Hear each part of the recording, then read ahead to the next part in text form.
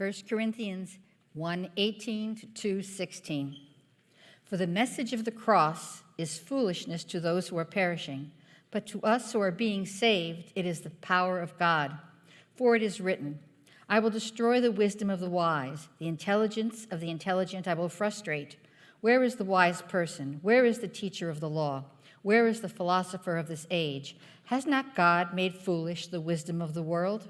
For since in the wisdom of God, the world through its wisdom did not know him, God was pleased through the foolishness of what was preached to save those who believe. Jews demand signs and Greeks look for wisdom, but we preach Christ crucified, a stumbling block to Jews and foolishness to Gentiles. But to those whom God has called, both Jews and Greeks, Christ the power of God and the wisdom of God. For the foolishness of God is wiser than human wisdom, and the weakness of God is stronger than human strength. Brothers and sisters, think of what you were when you were called. Not many of you were wise by human standards. Not many were influential. Not many were of noble birth.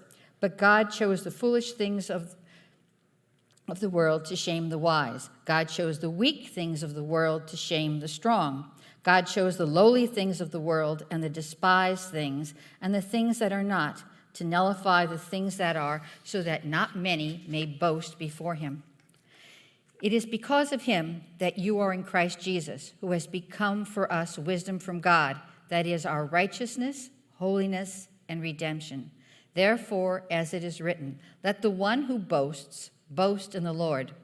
And so it was with me, brothers and sisters. When I came to you, I did not come with eloquence or human wisdom, as I proclaimed to you the testimony about God. For I resolved to know nothing while I was with you except Jesus Christ and him crucified. I came to you in weakness, with great fear and trembling. My message and my preaching were not with wise and persuasive words, but with a demonstration of the Spirit's power, so that your faith may not rest on human wisdom, but on God's power.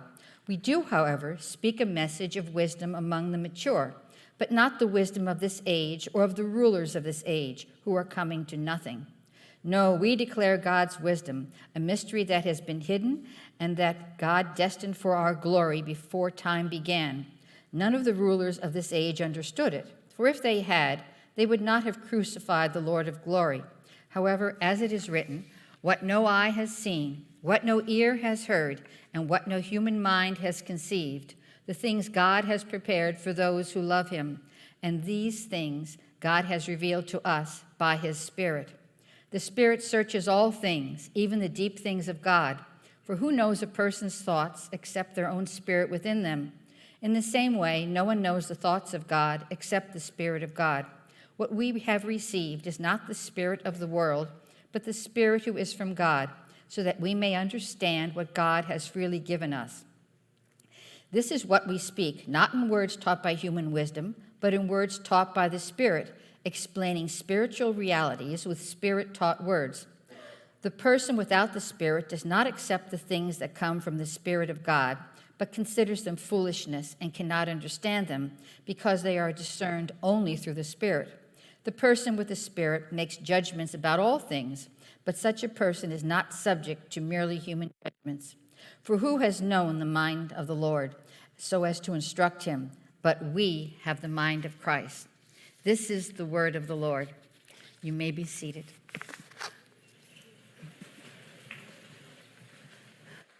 Thanks, Pastor Ann. So there is nothing quite like being taped to a pole half naked in the dead of winter to make you feel powerless. It was one day after school, my wrestling coach, he was running late, and we were all hanging out in the wrestling room and fooling around, doing whatever, and one of the kids looks over and just sees the endless supply of athletic tape that we stored in the wrestling room and just had this brilliant idea. And the first victim was Larry. We taped him up, brought him out, and just kind of left him on the track. And then we came back, and my wrestling coach still wasn't there, and somebody saw me and was like, hey, what about little Nauta?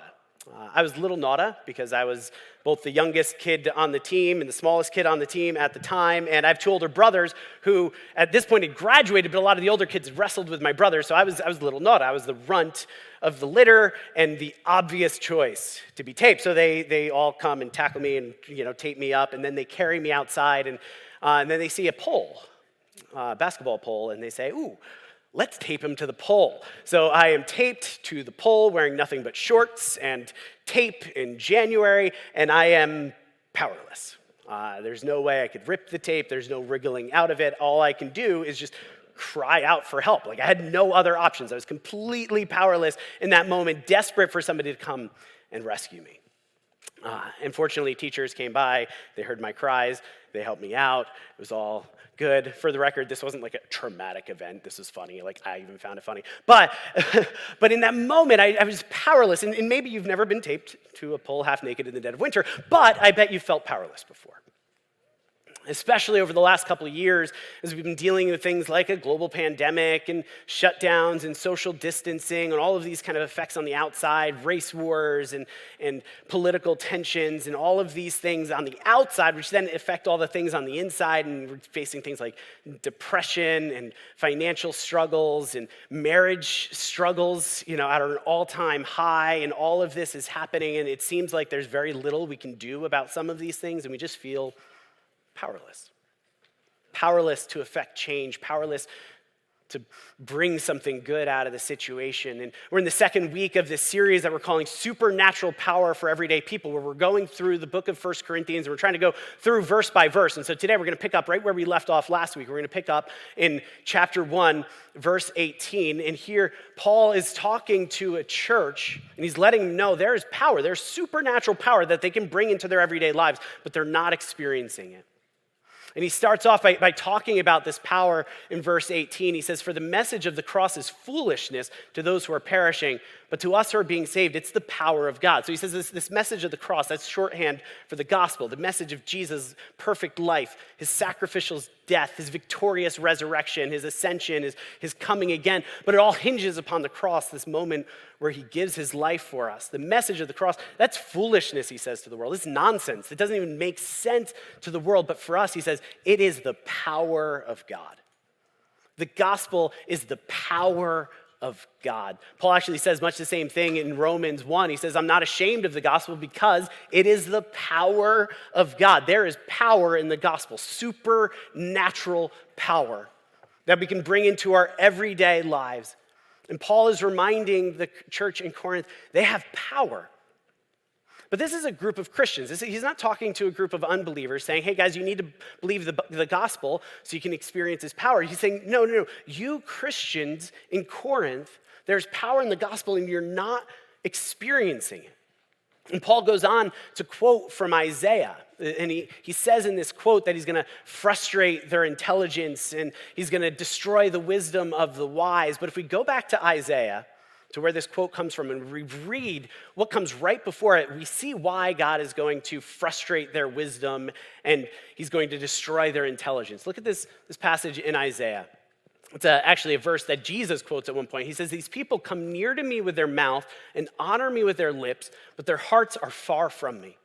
Right? They have this empty sort of worship. He says their worship of me is based on merely human rules. Remember that, merely human rules, and they have been taught. He says, "Therefore," and this is the quote we get in 1 Corinthians, "the wisdom of the wise will perish, the intelligence of the intelligent will vanish." So God is going to frustrate their wisdom and intelligence because they have this empty worship, because it's based on human rules. So the Corinthian church, they heard the message of Jesus. They heard about this supernatural power, and what they were trying to do is now take what they could glean from Jesus and from Scripture, but then bring it back and apply it to the human rules of the world. And Paul goes on, he says, "Where's the wise person? Where's the teacher of the law? Where's the philosopher of this age? Hasn't God made foolish the wisdom of the world?" God has shown that the wisdom of the world is foolishness, and there's some nuance here, because first he calls out the wise person. And then he calls out the teacher of the law. So Paul is talking to a group of people that is comprised some of Jewish converts to Christianity and some of Greek converts to Christianity. In the church, there's some tension between the Jews and the Greeks in this spot. And Paul calls out the wise person. This is like the Greek sophist. This is who the Greeks would look to understand how the world works. And then he calls out the teacher of the law, the scribe. This is who the Jews would look to as the wise person who would tell them how the world works. And both of them make up the philosophers of this age. That's a key idea in this passage, the philosophers of this age. Later, Paul will talk about the wisdom of this age. And if we're not careful, it could seem like Paul is harping on like wisdom and intelligence. And some people have kind of taken this passage out of context to say like, and justify that Christians should be like anti-intellectual and we should be against the academy and we should be anti-science and blah, blah, blah. None of that is what Paul is talking about, right?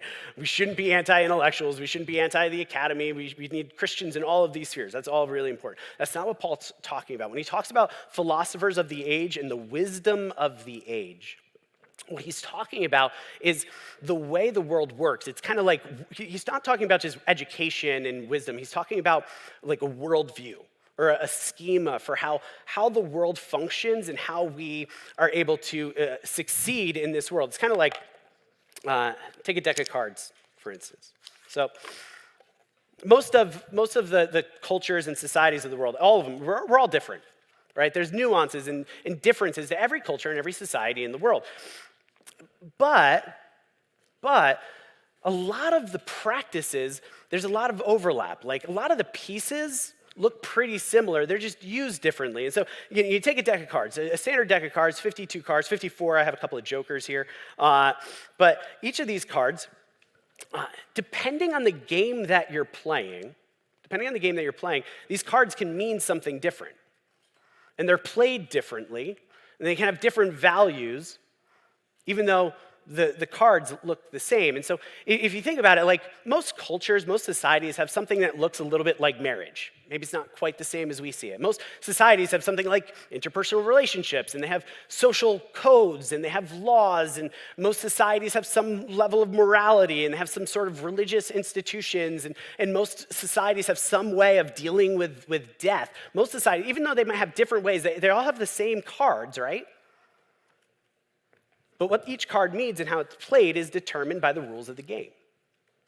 And when Paul talks about the wisdom of the age, what he's talking about the game.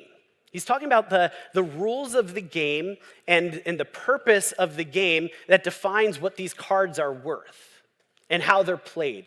And so what the Corinthians were doing is they were coming to Jesus and they were trying to glean wisdom from him, and they were trying to figure out how to make the most of their marriage or their singleness and their religion and how to deal with death and all of those things, all these same things that all of us are trying to figure out. And what they were doing is they were taking what they could glean from Jesus, but then they were going right back with their deck and they were playing Corinth's game. And so rather than seeing that Jesus is redefining all of this, they were trying to figure out how to better play Corinth's game and using Jesus to their advantage. And Paul is calling that out, and he's saying the game that Corinth is playing, whether you're a Greek or you're a Jew, that game is foolishness according to God. And we know that because Jesus rendered it that way. He goes on to say that Jews demand signs and Greeks look for wisdom, but we preach Christ crucified. A stumbling block to the Jews, foolishness to the Gentiles, but to those whom God has called, both Jews and Greeks, Christ, the power of God and the wisdom of God. What he's saying here, he's calling out the Jews and the Greeks, and he's saying Jews, in their game, as they're shuffling these cards in their game, power is important. And for the Greeks, it's wisdom. But Jesus comes on the scene, and he comes with neither the power or the wisdom that they're looking for. In fact, he doesn't play their game at all. According to their game, Jesus just loses. And so the Corinthians, even though they're trying to hold on to Jesus, they're still trying to win Corinth's game. But when we look to Jesus, we realize that Jesus, here he is, he's Jesus, he's hanging on a cross. Here he is, the Son of God, earth's mightiest loser. Paul is reminding him, this game that Corinth is playing, it doesn't jive with the gospel. And you're not going to experience the power of the gospel as long as you're trying to just take what you can from Jesus and take it back to play the game of the world better. And he continues on. He says, brothers and sisters, think of what you were when you were called. Not many of you were wise by human standards. Not many of you were influential. Not many of you were of noble birth. And what Paul is doing here is he's actually drawing out the values that that are the foundation of the game that Corinth is playing. These three values: wisdom, influence, and noble birth. Wisdom. See, in a culture where wisdom is one of the key values, if that's the game that you're playing, then you're going to try to gain wisdom. You're going to try to become the wise person. There's a couple of ways you could do this. You could actually become wise. You could become learned. You can get degrees and read all the books and all of that. The other way to do it is to just avoid being the fool.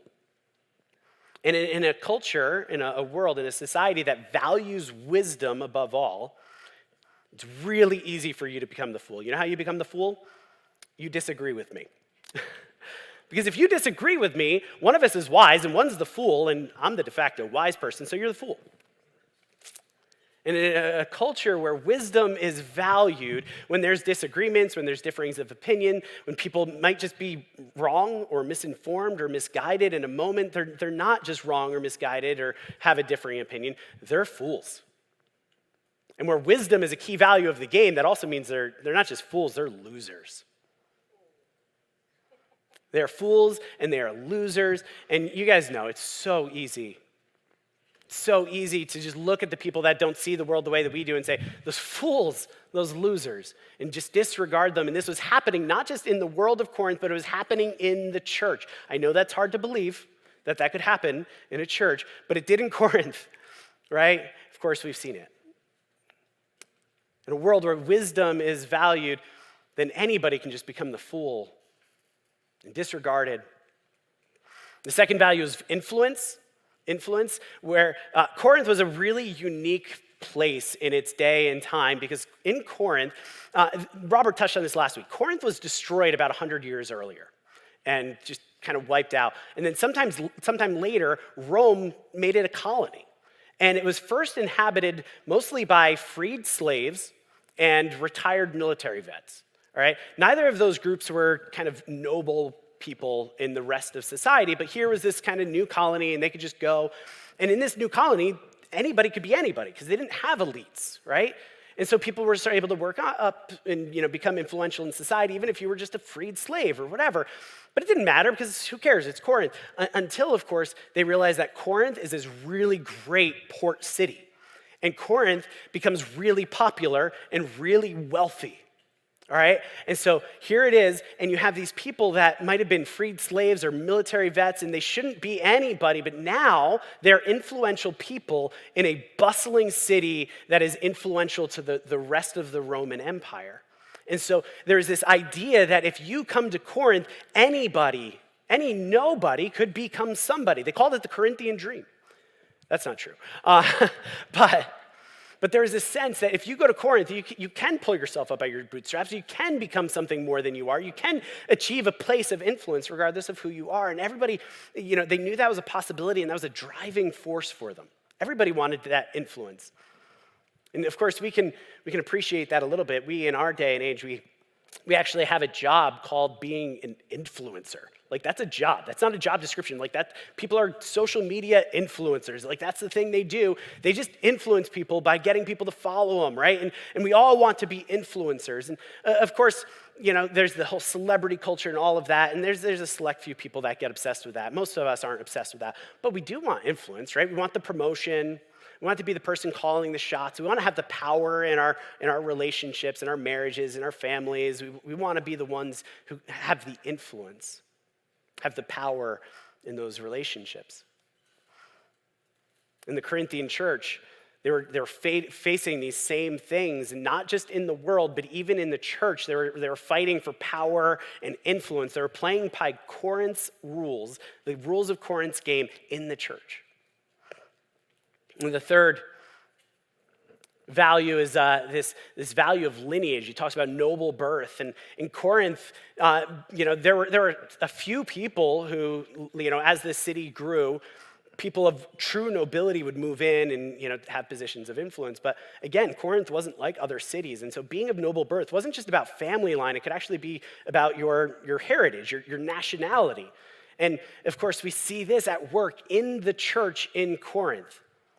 Because Robert mentioned last week, there were the Roman citizens. They were at the top of the food chain in society. And then there were the Greeks below them. And then below them were the Jews, right? They were the marginalized people group in Corinth. But at the same time, it doesn't matter which group you fall into. And yes, maybe they had different positions in society. No matter which of those groups you fell into, you could see a way why your particular group was better than the others. The Roman citizens would be like, well, of course we're better than everybody. We own the place. Like, we came in, we conquered this place. And the Greeks were, well, you think you're better, but we're the ones that made this place even worth coming into. Like, of course we're the smarter, we're the wiser ones. And the Jews are like, well, actually, we're the people of God, like the chosen people of God, and they just kind of play that chosen people trump card. And that comes into the church, and so there's this division, and they're all kind of claiming, how their particular people group is better than the others. Again, this is really, really hard for us to imagine how that might play out in our society. But these values of the world were still shaping the church in Corinth, because they were saying, all right, they were looking at their cards and they were saying, all right, we've been dealt these cards. We want to see what we can get from Jesus, bring it into this deck so that we can play Corinth's game better. And Paul says, no. Don't you remember who you were when Jesus called you? He says, God chose you. He calls them the foolish things, the weak things, the lowly things, the despised things, the things that are not. God chose you when you were all of this, when you were nothing, when you were losers in Corinth. God chose you not to make you winners in Corinth, he says, but to nullify the things that are, to actually just eliminate these categories and say that these are the values of Corinth, but these aren't the values of the kingdom of God. Don't play by these rules. And the reason he nullifies them, he says, is so that no one can boast. So that no one can boast. See, boasting is what winners get to do, right? You guys aren't going to believe this, but my wife is the worst winner. Like I know, it's hard to believe. She's so sweet, she's so kind, she's so compassionate. She is the worst winner. I think it's probably only when she beats me, but she, her victory laps will go on for days. Like, she will, keep dancing and boasting for days anytime she beats me at anything. It's the worst. But this is what winners get to do. They get to do the victory dance in the end zone because they won, right? Boasting is a sign of winning, and Jesus is saying, nope, no boasting. Nobody wins at Corinth's game. In fact, it's not even a real game. It's made up and it's nonsense. It's foolishness, he's saying. He's telling this church in Corinth, stop playing Corinth's game. Stop trying to take scripture and Jesus and the gospel and apply it to Corinth's game so you could play Corinth's game better. Nobody wins that game. And then he holds up different values. He says, it's because of him that you're in Christ Jesus, who has become for us wisdom from God. That is our righteousness, holiness, and redemption. And what Paul is doing here is he's replacing the wisdom of Corinth with the righteousness of God. He says it's not about your wisdom, it's about your righteousness. And it's not about influence, it's about holiness. It's not about how many people are following you, it's about who you're following. And he says it's not about who you were born to be, it's about who you've been redeemed to be. And you look at these values, and if God comes to me and he says, hey, Trevor, new game, and it's all about your righteousness and your holiness and your redemption, I'm going to take one look at my hand. I'm going to say, go fish. I don't have these values. But Paul reminds us that it's not ours. It's because of him that you're in Christ Jesus. It's not our righteousness, our holiness, and our redemption. It's his righteousness, his holiness, his redemption that is imputed upon us, so that we have won. And that's why Paul ends this by saying, hey guys, as it is written, let the one who boasts, boast in the Lord. He's saying, boast, do it, boast. You are winners. You've already won. Boast, do your victory dance, run laps, do whatever you have to, celebrate it. You've won. It's already won. You don't need to go back and start figuring out how to play Corinth's game. You've already won. Of course, begs the question, though, then what are all these cards for, right? Because it seems like these cards came from God. Things like marriage and finances, singleness, church life. These aren't arbitrary. These things came from God. So what are we supposed to do with these cards? If we're not supposed to play Corinth's game, and Jesus already won the game, what do we do with these? And Paul goes on to show us.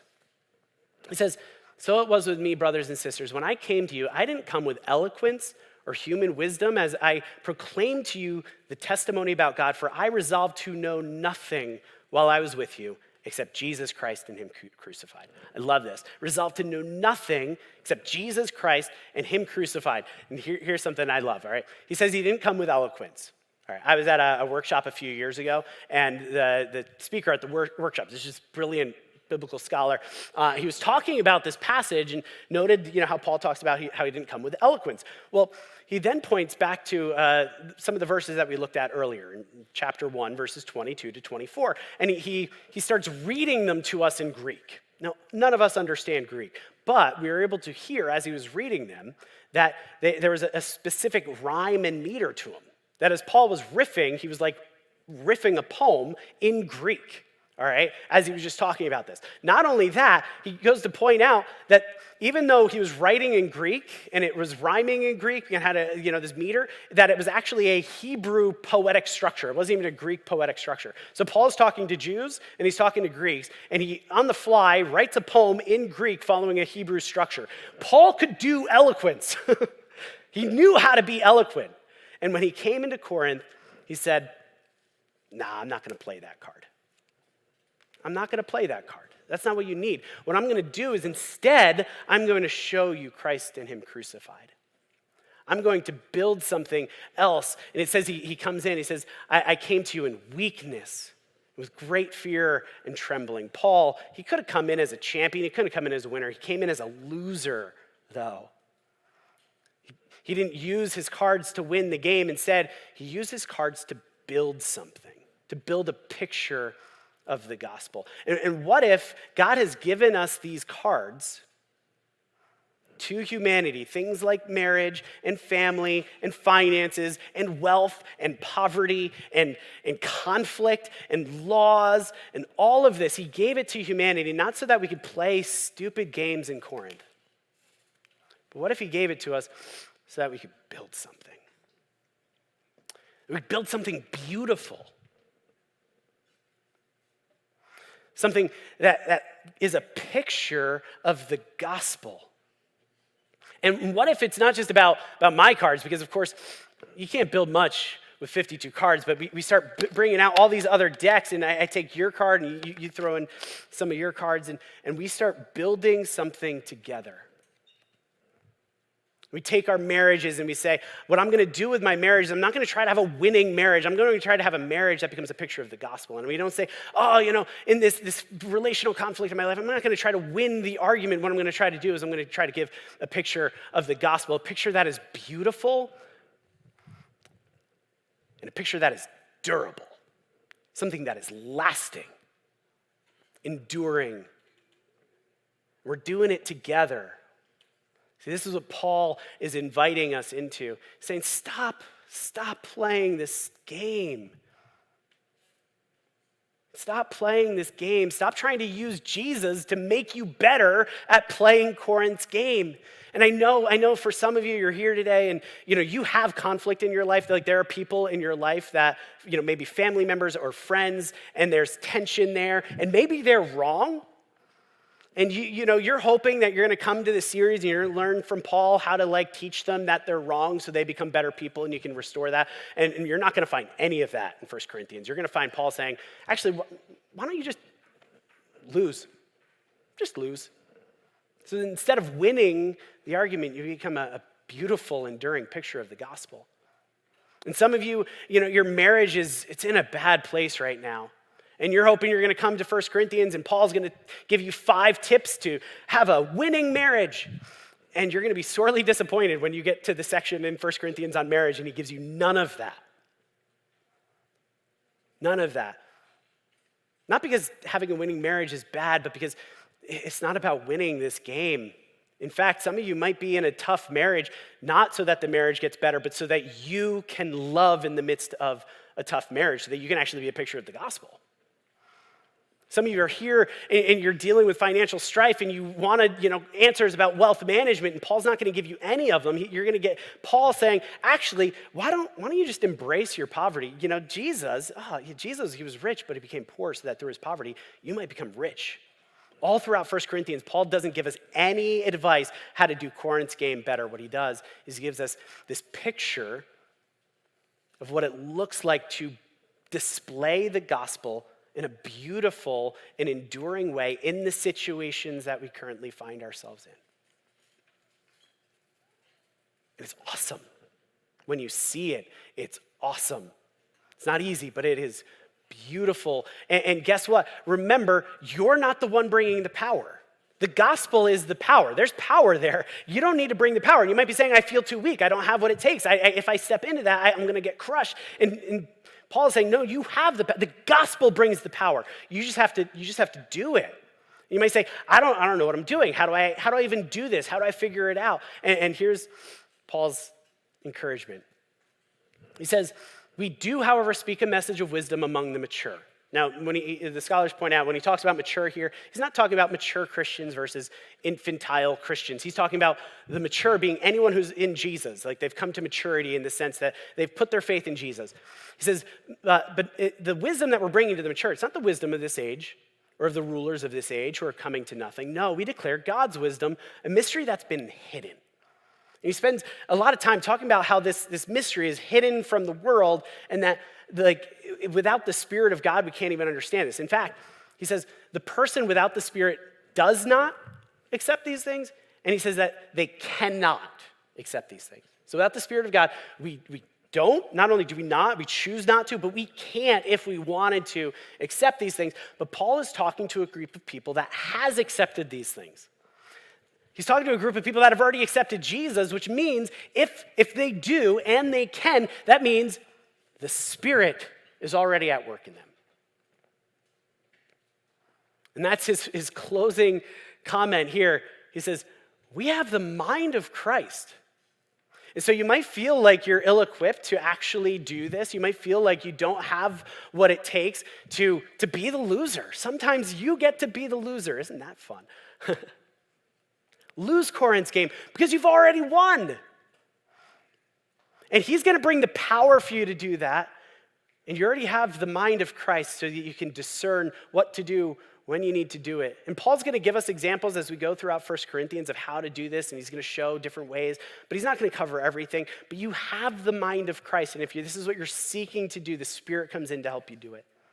To not win, but to build something beautiful and enduring, a kingdom that displays the glory of God.